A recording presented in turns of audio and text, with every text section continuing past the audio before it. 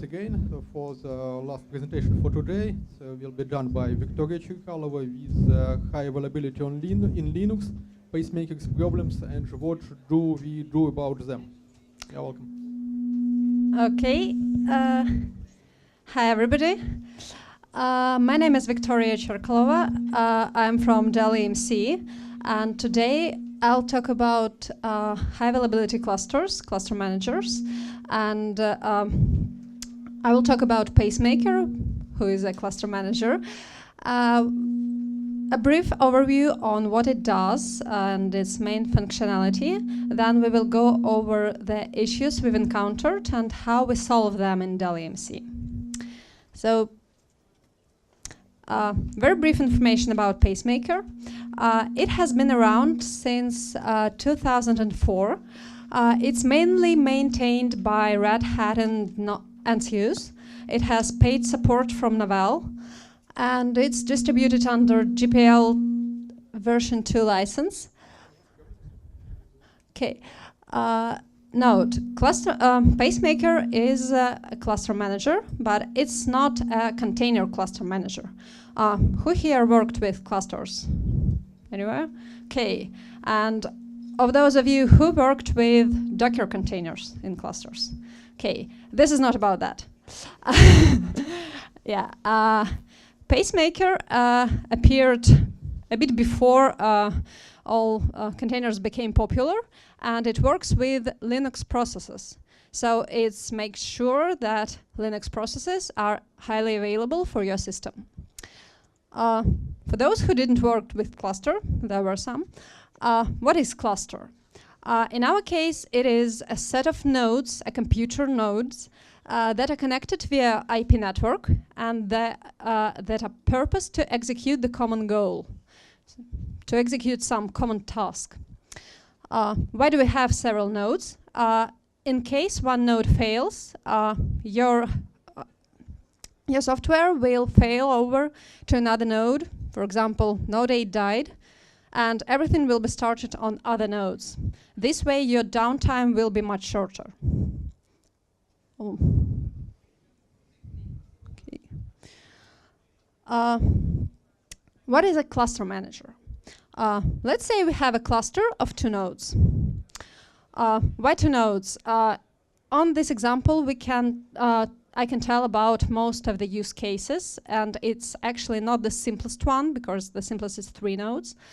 So we will take as an example the 2-node system. Let's say we have 2 nodes running Linux, and we want to start some web server on them. And this web server to work requires, for example, authentication. So we need to start LDAP before that. And also it requires some business logic that needs data from database. So we first start database, then business logic, then web server. It also needs, for example, some decision maker, and it also needs some data from database. So we have all these processes running, and cluster manager is something that orchestrates the process of starting these resources, migrating them between nodes, and maintaining the dependencies between these components. What is Pacemaker? Pacemaker is a cluster manager. It operates in terms of nodes, which are Linux computer nodes, or virtual machines, laptops, servers, whatever, and resources. In Pacemaker terms, resource consists of 2 parts. It's the code. It's actually the executable that will be started, stopped on the system, and the configuration that is located in cluster database, or ZIP, which is not Postgres or MySQL or anything. It's specifically implemented in Pacemaker. So the goal of Pacemaker is to take the resources and to start them on the nodes we have according to the configuration in the database. Now I'll talk about more what is a resource like in Pacemaker. First we have the code, or resource agent as it's called. It should implement the following actions: start, stop, monitor, reload, and metadata. It can be implemented basically on any language. It should just be possible to run this implementation with those parameters and get expected exit codes. So you can run it on, write it on whatever you want. Start describes how resources started. Stop, how it should be correctly stopped. Monitor is something that checks current status of the resource to make sure it's still healthy, that it doesn't need migrating, restarting, etc. Reload is optional. If it's not defined, Pacemaker will just call stop and start. And metadata is just some specific default parameters that should be returned for each resource. The workflow of the resource works this way. First, a monitor will be called. First, the monitor is called, not the start, to make sure that we don't have the situation when Pacemaker has failed with some resources started, it didn't manage to stop them, then it started again and tries to restart the already started resources. So we just call the monitor and expect that it will says that resource is not running. Then start is called, then Pacemaker will constantly monitor the resource to make sure it's still alive. And if something happens in the cluster or if user asks to, the resource will be stopped. The resource configuration can basically be divided into 3 parts. First part is parameters. The second part are dependencies between the resources. It's, for example, the database and the business logic. And the rules. The rules are also the dependencies, but it's not the dependencies between different resources. It's dependencies between the resource and some external factors. For example, some resource only wants to live on one node. Parameters can be timeouts. Each action in Pacemaker should be completed in a limited amount of time. So for every action, you should define a timeout. Restarts allowed.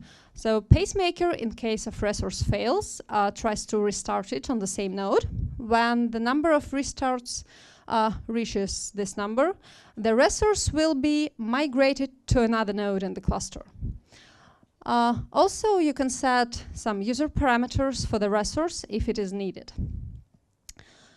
The dependencies can be of 2 types. First is order. It's when the resource starts. For example, we first need A, then B and C that can be started in parallel, then D.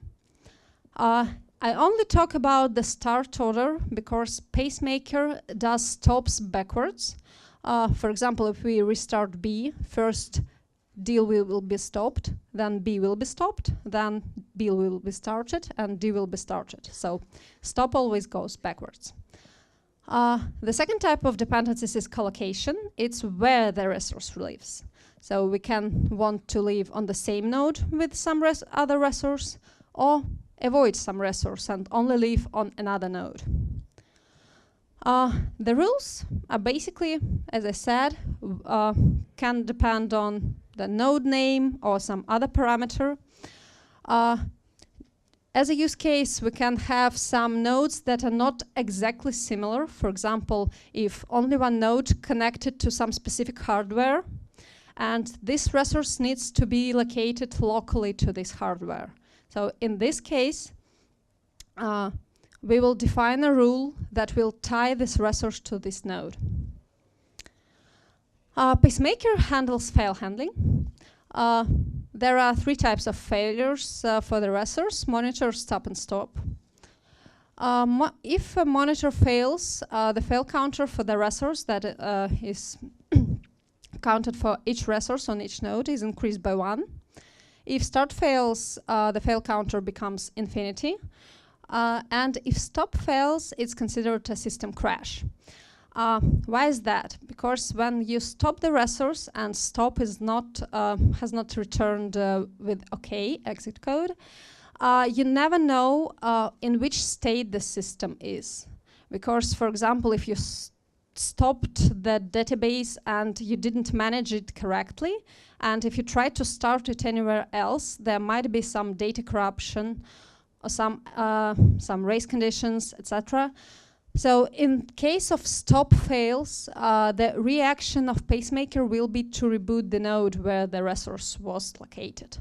In this case, we consider that resource was stopped because the node was rebooted, and we can start it on some other node. In case of monitor and start failures, there can be 3 reactions. First, we will try to restart the resource on the same node. If we reach the threshold, we will migrate it to some other node. And if the threshold has been reached on all the nodes, the resource will be stopped on the cluster and won't start again until you clear the fail counters. There is some additional fail handling mechanism in Pacemaker, which is called STONITH. It stands for shoot the other node in the head. And it's actually the part of Pacemaker that handles rebooting these nodes. Why do we need to reboot some nodes? Let's say we have 2-node cluster and it has a network between the nodes, and this network got broken. What will we get? The first node will think it's alone in the cluster, and it will start all the resources like it's alone. The second node will also think it's alone in the cluster and also try to start every resource available. Not all resources are implemented in that way that they can live in several instances in the cluster. So it won't be pretty, like if 2 girls came into a party in the same dress, just because the resources are not implemented in the way that they can live in the same time in several places. STONITH mechanisms protects us from such situations by rebooting one of the nodes that lost connection. The STONITH is called on the node start to make sure we have consistent cluster situation. When the node is lost, to make sure it's actually rebooted or gone from the cluster and not tries to start the resources and the network is lost. And when a stop of the resource has failed, to execute the node reboot. How STONITH is usually implemented. The actual implementation lies on the user because it highly depends on the environment of which your cluster consists of. First, and the most common way, is to have the second network.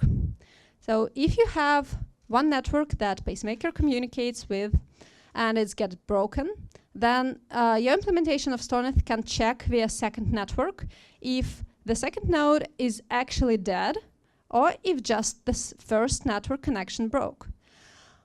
In this case, you will be able to fence the second node to reboot it forcefully to avoid the split brain situation when both nodes consider them a single node in the cluster. The second type of the STONITH implementations can be via shared storage, when 2 nodes communicate not via the network but via storage. In this case, developer will need some additional mechanism to be able to fence the second node through this storage, because it's quite easy to check that second node is alive if it writes something constantly to the storage. It's not that easy to reboot it via storage. Third case can be if, for example, your cluster is the several VMs that are running in vSphere. In that case, you might use the vSphere API to check if the other VMs are still alive.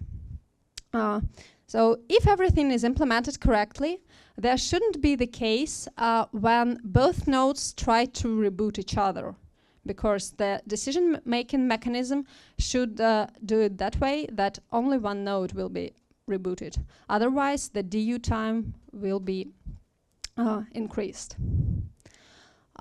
Very briefly about how it looks like from the Pacemaker architecture. On each Linux node in your cluster, the following number of processes will be started.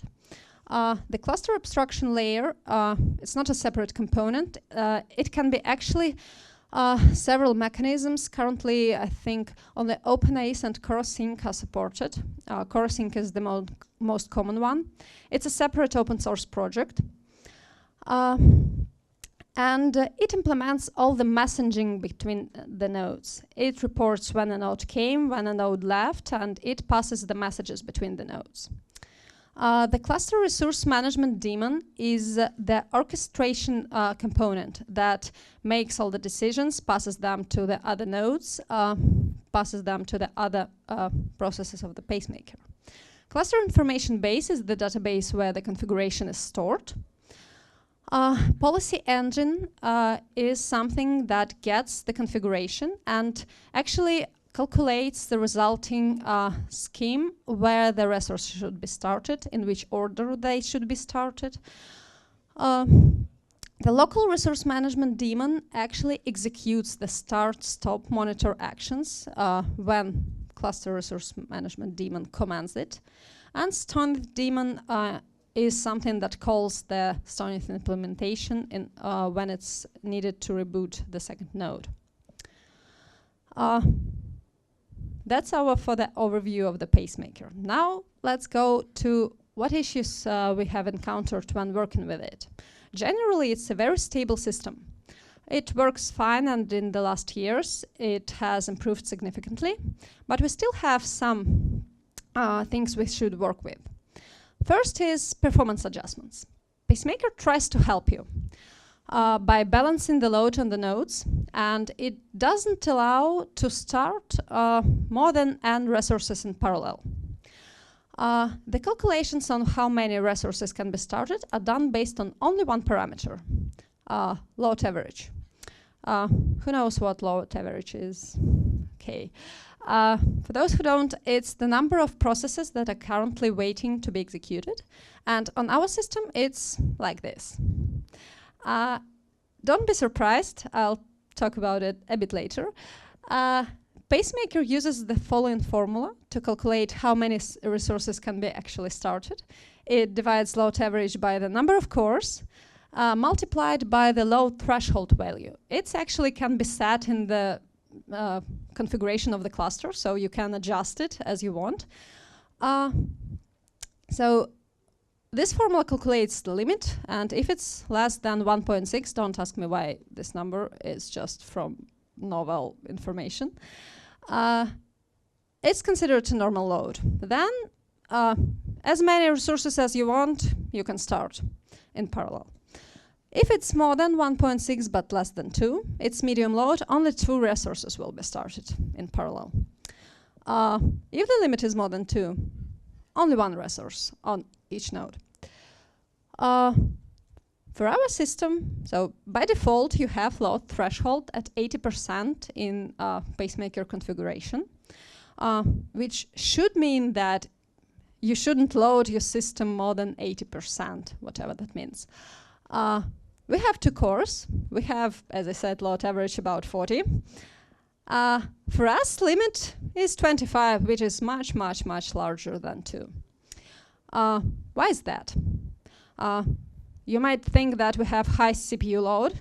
We don't. We have 90% CPU idle all the time. Why is that? We have a lot of processes in the uninterruptible sleeves. It's not that unusual for a lot of types of systems when some processes are waiting for the I/O, for the network, for the disk. And in this case, Pacemaker always thinks that you have highly loaded system, but you don't. You can start resources in parallel in this case. So what we did, we just increased the load threshold to 8,000% to adjust the numbers so they fit us. But unfortunately, this mechanism is not ideal, and it should be improved. The second issue we've encountered are upgrades. If you have some software that is a resource, you will probably improve it at some point and want to install the new RPM on your cluster. Pacemaker doesn't have resource versioning. So you have some configuration and you have some code located on each node, but they are not versioned. So a lot of issues come with that, because if you try to upgrade it node by node, then you will have a case when you've installed new code, but there is still old config in the cluster, or you have old code, but you already updated the config. So what you have to do to upgrade a resource in Pacemaker, you need to stop your resource on all the nodes, upgrade new code, upgrade the configuration, then start the resource. It takes additional time, so your resource is down for longer time, so your end user doesn't have the functionality it provides. Also, Pacemaker doesn't have the point of time when you can check that upgrade has occurred. So it starts, before it starts, you can't check the database because you don't have access to it. After it starts starting the resource right away. There is no point of time where you can check that upgrade has occurred. For us, it's very important because we upgrade our systems via reboot of the node. So what we've done, we've added resource versioning via user attributes for the nodes, and we've added specific resource to delay the start of the resources. How does it look like? For the versioning, we now have not only resource configuration in the database, we also have version parameters on each node that define which code version is installed for each resource. And in the database, we have the rules that define which version should run, because this version is the version of the configuration in the database. So when you upgrade something, you upgrade the version of the resource of the node. For example, here we have resource 1 updated. Then you update the configuration with the rules, and resource simply migrates to the node B. And after that, you can install it on node A. In this case, you have less downtime of the resource. You don't depend on how long the resource is actually installed. We've also added anchor resource to check for the upgrades, to make sure we have the time to update everything in the database. And we've made it that all resources depend on this resource. It doesn't look pretty, but it's the only way in Pacemaker to actually check that something had happened when it starts. Also, Pacemaker is it's quite user-friendly to be configured, unless you want to do it automatically, because it's very user-oriented. You can configure a resource by adding the resource agent, doing 3 interactive, very pretty calls with help and everything. 3 calls for the action, start, stop, monitor. Average, you have to put about 3 parameters in, at least 1 dependency in our case, or even more if resource has any actual dependencies, and at least 1 rule in our case, also more if it needs it. So minimum 8 calls per resource. You can also do it in a bench via XML config that is not validated. So if you have made a mistake, the result won't be, it will be unexpectable. And it takes about 2,500 lines of XML to describe 38 resources. So it's a lot of writing. 1,000 lines of plain text config, also not very convenient. What we did was we've written a lot of scripts that we've created an XML for each resource. It's very simple. It's validated. It gets parsed, and the config is generated, including all our specific rules for the versions, the dependencies from the anchor resource at all. And we handle upgrade correctly. And we get all these XMLs and parse them and have Pacemaker config as the output. That is put in the Pacemaker, and we have everything under control. To do that, we use Pacemaker external interfaces to check for the versions, to upload new configs. Pacemaker has 2 types of UI. First is CRM. It's very, very slow. It's interactive. It asks a lot of questions, and not all of the options have force option. It's very reliable, like a brick, so it almost never fails. It's async, but even though it's async, it's very slow. 1 call takes 1/3 of a second. The second interface is sysadmin. It's very fast. It's very unreliable. It's 20 times faster than CRM, but you might get 19 calls successful very fast. 20th will fail in 10 seconds, which is not good. It's also based on XPath, so learning curve is required if you don't know it. But it's very flexible, and sometimes you can do what you can do by 20 calls of CRM via one call of sysadmin.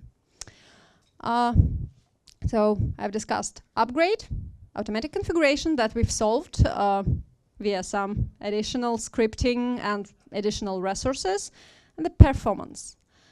The problem here is that with all our scripts, because the Pacemaker interfaces are so slow, if they're reliable, it takes 30 to 40 seconds to upload our 30 resources. It's terrible, I know.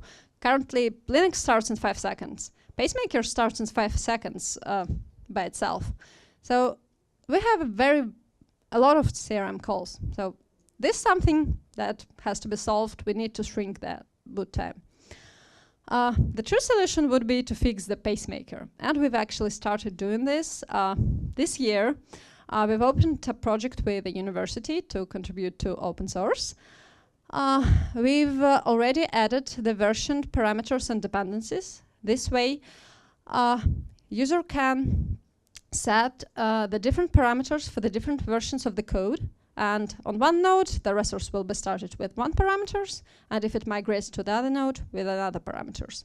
So it's a great improvement for us, and we can reduce our number of calls twice, so twice reduce of boot time. And actually, these changes have been included in the release candidate 1.1.16. Hopefully, they will be released in about 2 months. We've also added option to start Pacemaker in standby mode when you can check the database, the content of the database, so get all the configs, but the resources are not yet being started, so we won't need the anchor resource anymore, so less configuration, less dependencies, faster boot time. So what's next? As I told, load calculations can be improved by a lot. Rules versioning wasn't implemented. File handling can be improved by a lot. So we are going to continue our contributions to Pacemaker. Feel free to join us in using and contributing to the Pacemaker. It's a great product, and it gets improved all the time. So thank you, and if you have any questions. Thank you, Victoria, for this excellent presentation. So time for questions. Okay, I see.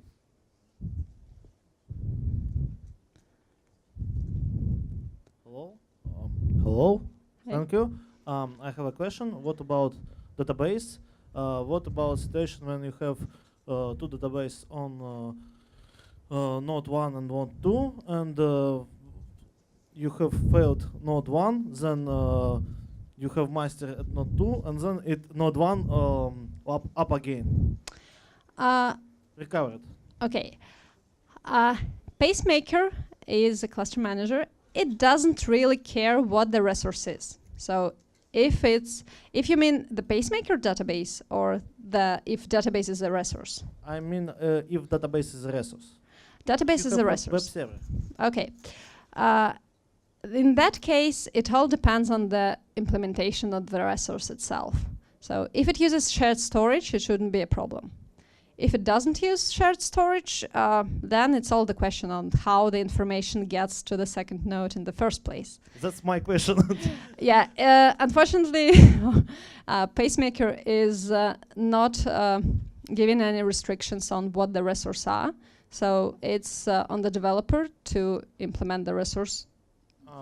Okay, so you are not using databases with Pacemaker, or you are not solving this issue? Or We, in our case, we use a database with Pacemaker, and it's located on the shared storage. Okay. In this case, we don't have this issue. Thank you. Next question. Okay. Hello.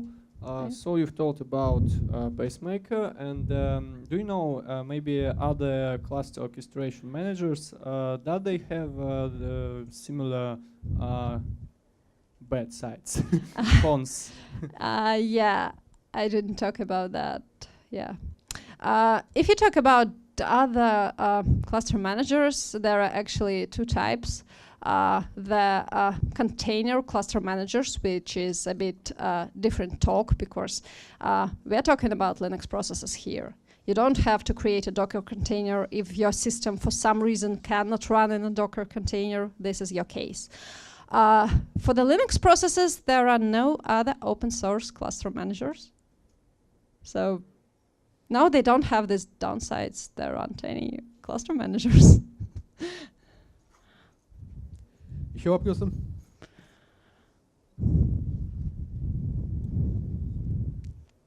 Can you talk more specifically what's wrong with fail handling? With fail handling, basically we don't like that when resource has failed on all the nodes to the threshold, it's stopped and nothing is being done. Because a lot of the times developers can create recovery methods, and in Pacemaker there is no way to run them. So we want to add some additional option to run the recovery in case it's possible, in case the developer has defined it. Thank you. One more question. Hi, thanks for a great talk, firstly. Thank you. Second thing, I think this all concerns to active-passive things, right? So not really active and distributed. Pacemaker doesn't care. It has both configuration. On the Cluster Lab side, that is actually the Pacemaker's website, you can find the examples of active-active, active-passive configurations. It also runs, my examples were on 2 nodes, because it's shorter to talk about, easier to imagine, and it covers all the use cases, but it can be run on a lot of nodes. I know we've run up to 10 or 20 nodes, I think, in our testing. Okay, thank you. One more. There was no question anymore? On the back of the room. Okay. Thank you. What is, how much is average downtime when if cluster master node fails, Okay. and the slave become active? Okay. Pacemaker, this actually depends on the timeouts you set, because you can configure the time for each token, each message, that the timeout for each token. So Pacemaker won't consider the second node failed until this time has passed. If a node fails, this token will pass, and it will leave another token to renegotiate if the network will magically appear again, if it was just because of the latency issues. And then it will be, the delay will be about 1 to 2 seconds, so it's very, very fast. Usually, because people leave 5-10 seconds to renegotiate the cluster, the time for the Pacemaker logic to fail over is being lost on the amount of time we wait for the renegotiation. Okay, thank you. It's one more. По-русски можно? Pacemaker, его можно использовать для распределенной сборки? Можно его использовать? Нет? Как бы у вас, может, примеры есть какие-то? Мы не использовали. Okay, I'll translate the question and the answer. So the question was if we can use Pacemaker for distributed build systems. The answer is we haven't done it. It's possible if you run resource that does the build. Okay, thank you. Other questions? Okay. What? Sim.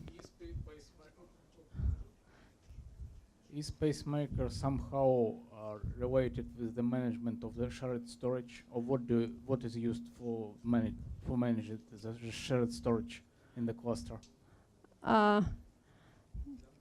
Pacemaker, the Pacemaker itself is not related to the shared storage topic. It's our specific implementation of the system we have. that it has shared storage. Pacemaker can work without it if it. Thank you. Okay. Okay, and more questions? Okay.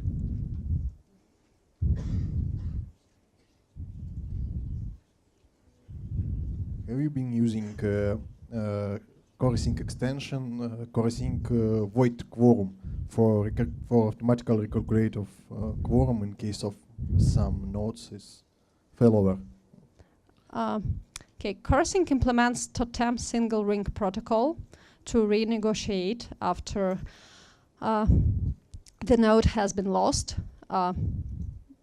That's basically all I know about how it does the renegotiation.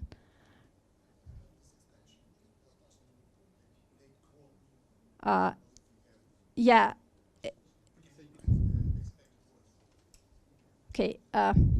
Okay. Chorusing. The chorusing that is being used with the Pacemaker has the extension that recalculates the quorum after some node has been lost. Yes. So it's working. Okay, thank you once again. And next question. Any? Probably the last one. Okay, so thank you very much, Victoria, for your nice presentation.